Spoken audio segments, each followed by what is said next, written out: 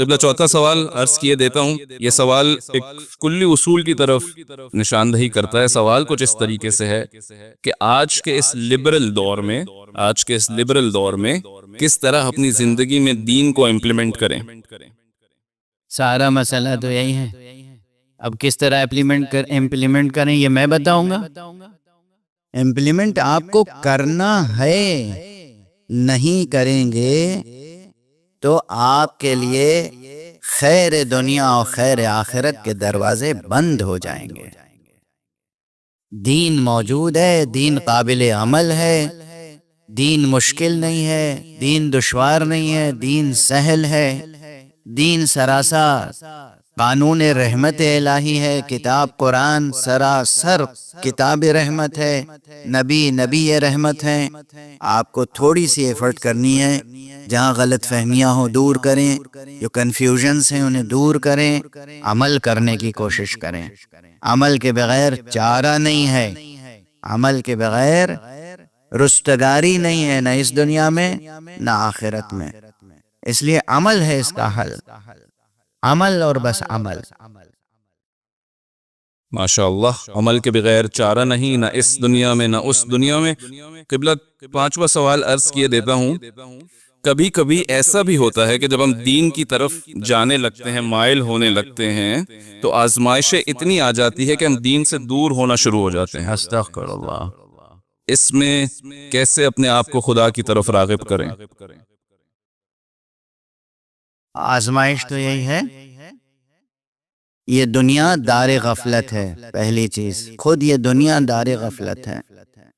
یہی دیکھیے، اس دنیا کی دو حیثیتیں ہیں۔ ایک حیثیت یہ کہ یہی دنیا دار غفلت ہے، اللہ کی طرف سے، اللہ والوں کی طرف سے غافل کر دیتی ہے۔ اللہ اور اللہ والوں کی طرف سے خود آپ کو آپ کی ذات سے غافل کر دیتی ہے، آپ کو آپ کی اپنی حیثیت سے غافل کر دیتی ہے۔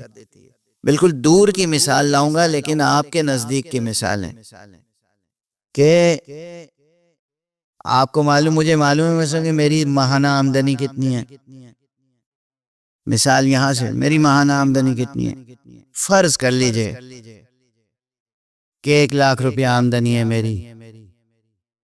مجھے سوچنا چاہیے کہ یہ 1,00,000 روپیہ آمدنی ہے، میرے لیے اس طرح اس کی تقسیم کریں کہ میرے بیوی بچوں کے میرے اخراجات پورے ہو جائیں، مقروض نہ ہو جاؤں، کسی کے سامنے ہاتھ پھیلانے کی ضرورت نہ پڑے، سود پہ بینک سے پیسہ لینے کی ضرورت نہ پڑے۔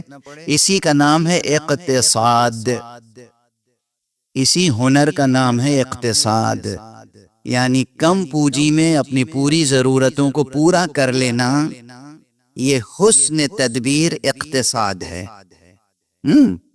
ہم یہ سب بھول جائیں۔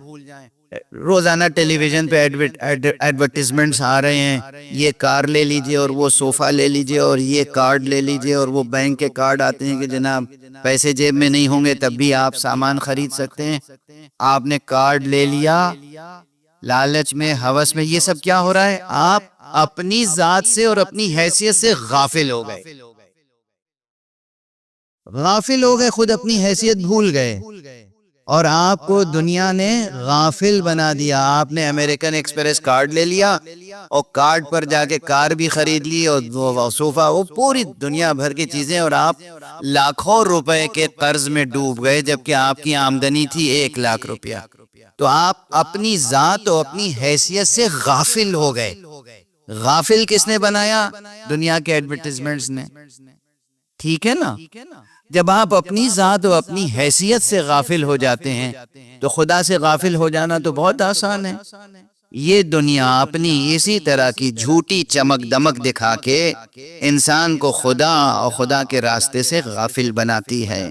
اس لیے یہی آزمائش ہے کہ ہم غافل نہ ہوں، خدا سے جڑے رہیں، خدا کے راستے پر ثابت قدم رہیں۔ یہی سب سے بڑی آزمائش ہے، یہی آزمائش ہے اور کوئی نہیں، یہی اصل آزمائش ہے۔ تو اس آزمائش سے تو آپ کو گزرنا ہوگا، آپ کی طرف سے میں نہیں گزر سکتا، نیابتاً قربتاً اللہ، کوئی نہیں گزر سکتا۔ ہر ایک کو اپنی زندگی خود جینی ہے، ہر ایک کو صراط مستقیم سے خود گزرنا ہے۔